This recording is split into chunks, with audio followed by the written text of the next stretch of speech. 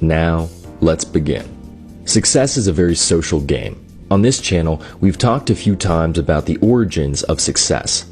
Things like motivation and self-discipline get your dreams off the ground. They help you overcome your fears and break down barriers. But in such a competitive world, hard work isn't enough.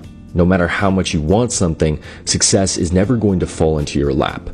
As important as it is to strengthen yourself, you will always need to rely on other people. You need audiences, customers, and clients to make money. The back half of success has little to do with your work ethic or ambition. Wealthy people were able to keep their dreams alive by figuring out how to sell themselves. They needed to convince the world that their product or brand was valuable. To compete against thousands of like-minded people, they learned to be persuasive. Persuasiveness gets a bad rap. Often compared to manipulation, people claim that being persuasive is evil or malicious. Some say it's like playing with others' emotions, but that isn't how it works. The entire point of being persuasive is to empower another person's ability to choose what's best for them. This is where persuasion and manipulation differ drastically. Manipulation means coercing someone to make a bad decision for your benefit. Persuasion is the exact opposite. You want people to pick the option that's good for everyone involved. Sure, you might nudge them one way or the other, but it's always their decision. So the question is, how do you convince people to choose you? This is something the richest people have mastered. They've persuaded thousands if not millions to trust them over everyone else. To learn how they did it, let's dive into 7 secrets of persuasion only the rich know. Number 1. Strike a chord. A psychologist named Abraham Maslow created a pyramid of human desire, which he called the hierarchy of needs. He divided our natural desires into 2 groups, deficiency or D needs, and being or B needs. D needs are things we can't live without. They range from food and water to our cravings for love and self-esteem. But Maslow noticed something interesting about the D needs. The longer we go without them, the more we want them. Say you haven't eaten in 8 hours. If you continue fasting all night, won't you be even hungrier the next morning? As you wait longer and longer, you naturally start to get desperate. Now, let's jump over to the B needs. Maslow labeled these the highest level of human growth. Above all, humans want self-actualization and fulfillment. In other words, you aspire to be the best you can be. Unlike the D needs, no one really gets desperate for self-actualization. It's a much harder need to satisfy, but when you do, it doesn't go anywhere. So why bother explaining all of this?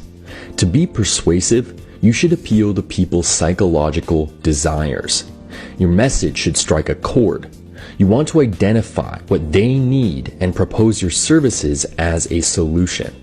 But not every need works the same way. Say you're aiming for the top of the pyramid, self-fulfillment. Don't act like people can't live without you or your product. You both know that they definitely can. Instead, you might market yourself as a way to help them along their journey, to grow rather than fix. By approaching each need the right way, wealthy people resonate with their customers. They show that they understand them on a deeper level and have their best interests in mind. Just make sure you aren't overreaching. Rich people don't pretend they know exactly what everyone needs because they don't. They identify a general need and offer a compelling solution. They focus on their own value. Then they let the customer decide whether or not they're the right fit. Number 2, mandatory interest. You can't persuade anybody of anything without interest. The other person has to be interested in what you're saying. Otherwise, they're just going to tune you out. You could make the most compelling argument in the world. If they don't care, they'll never listen. Successful people know that persuasion starts by creating interest. You need to find some way to grab people's attention and hold on to it. Luckily, there are plenty of ways to convince people you're worth listening to. Being relatable is probably the most effective. This means finding ways to relate your words to other people's lives. You pique their interest by making your recipient the center of attention. No one will feel like you're just talking at them because you began by making it personal. Humor is another common one. We are naturally drawn to things that make us laugh. Funny things strike us as positive, approachable, and memorable. TV commercials use this strategy all the time, and it really does work. Most of them barely talk about the product itself. Instead, they persuade you to buy something by tickling your funny bone. Number 3, universal persuasion. Everyone is persuadable. No matter how much power or money they have, there's always an angle. The truth is, everyone wants something. The richest people know this all too well because most of the world thinks they've got everything they could ever want. Yes, they have a lot of money, but rich people have their own hopes and dreams too. The universality of persuasion is especially important to remember in the beginning stages. It's easy to talk yourself out of making your first sale. You may not think anyone would ever believe you or care what you have to offer. People doubt their own abilities, but their abilities aren't the problem. The problem is their approach. Remember that everyone has needs. Everyone has openings. All you have to do is find them. Number 4, power of context. Countless studies have shown the persuasive power of context. In the right environment, people can be convinced to do things they would have a hard time doing normally. Milgram's obedience study, for example, tested whether or not people would voluntarily injure another person. Only in a specific context, of course. Inside a lab and surrounded by researchers in white coats, dozens of people were convinced to electrocute another volunteer. No one was forced to do anything. In fact, several people stood up and left. Yet, the majority believed they were doing the right thing.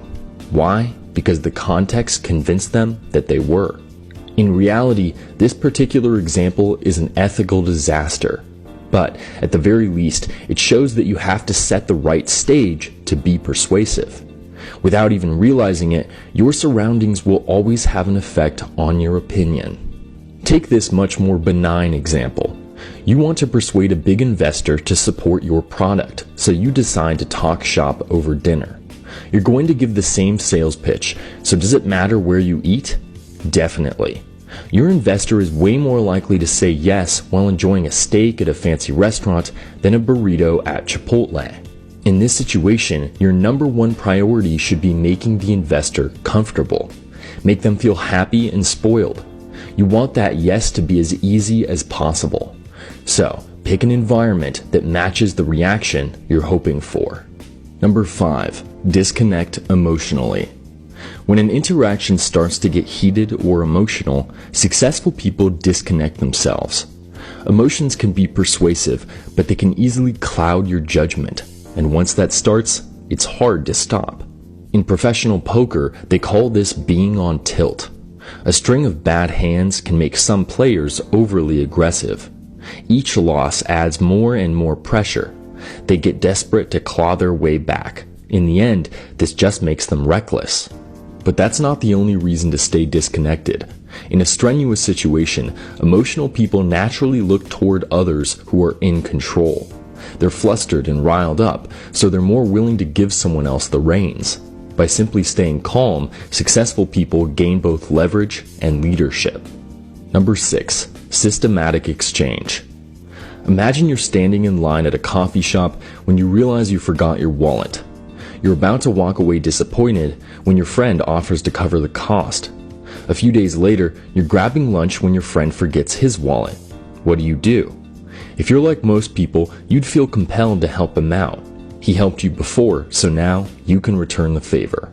Successful people know this kind of give and take is invaluable in business.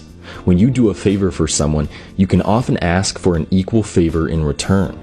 The idea is to gradually build a rapport with someone. You exchange favors, big and small, to create a productive back and forth. In a sense, you're both persuading each other. You're doing favors to convince them to help you while they're doing the exact same thing. Number 7, the ticking time bomb. Deadlines are a powerful persuasive tool. Rich people often convince customers to buy products by limiting their availability. This creates a sense of urgency. Rich people want these offers to feel like ticking time bombs because urgency changes how people think. It quickens their decisions and shifts their priorities.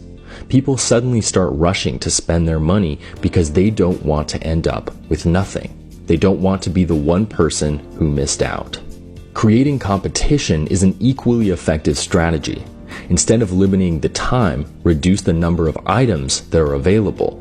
When something is exclusive, people voluntarily compete against each other.